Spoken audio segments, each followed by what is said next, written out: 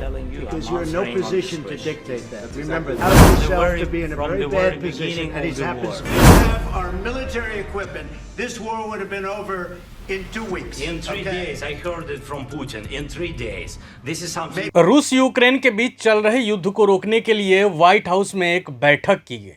बैठक से कुछ ऐसी तस्वीरें निकल कर के आई जिसके बाद से फिर दुनिया में खलबली मच गई। यूक्रेन के राष्ट्रपति और अमेरिका के राष्ट्रपति डोनाल्ड ट्रंप के बीच तीखी बहस होती नजर आई, जिसके बाद से अब कई सवाल उठ रहे हैं कि क्या ट्रंप ने 2019 का बदला ले लिया या फिर ट्रंप और पुतिन के बीच बढ़ती नज़दीकियों की वजह से यूक्रेन के राष्ट्रपति के साथ ट्रंप ने ऐसा किया।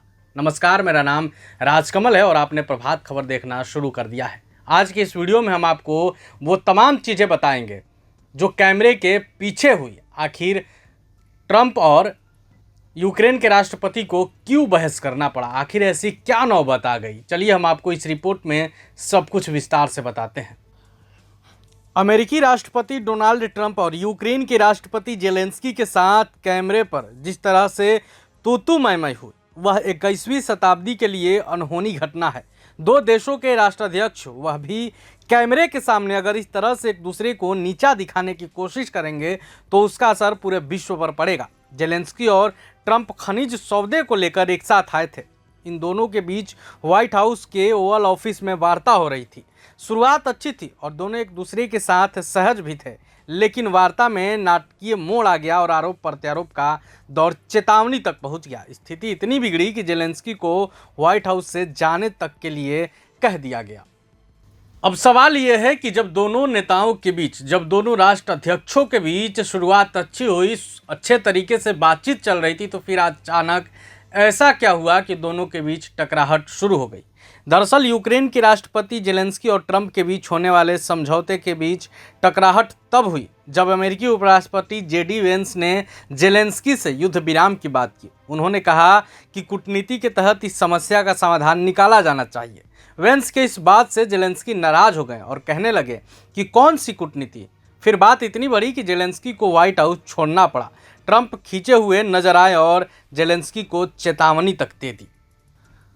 भले ही यह मामला सुर्खियों में है, लेकिन आपको जानकर हैरानी होगी कि यह मामला कोई नया नहीं है। इससे पहले 2019 में भी ट्रंप और जेलेंस्की के बीच तू मैं हो चुकी है। दरअसल उस समय क्या हुआ था वो भी हम आपको बता देते हैं। दरअसल अमेरिकी राष्ट्रपति ट्रंप और जेलेंस्की के बीच शुरू से ही रिश्ते अच्छे नहीं रहे हैं। बताया जाता है कि 2019 में इनके बीच फ़ोन कॉल पर बहस हुई थी। इस विवादास्पद फ़ोन कॉल की वजह से ट्रंप को पहली बार महाभियोग का सामना करना पड़ा था। हालांकि वह बरी हो गए थे। ट्रंप पर आरोप था कि उन्होंने अमेरिकी सैन्य सहायता के बदले जेलेंस्की पर जो बाइडेन के बेटे हंटर बाइडेन की जांच करने का दबाव डाला था। हालांकि यह बातचीत सार्वजनिक नहीं हुई थी, लेकिन दोनों देशों के बीच तनाव जरूर उत्पन्न हो गया था। हंटर बाइडेन एक यूक्रेनी कंपनी में निदेशक थे।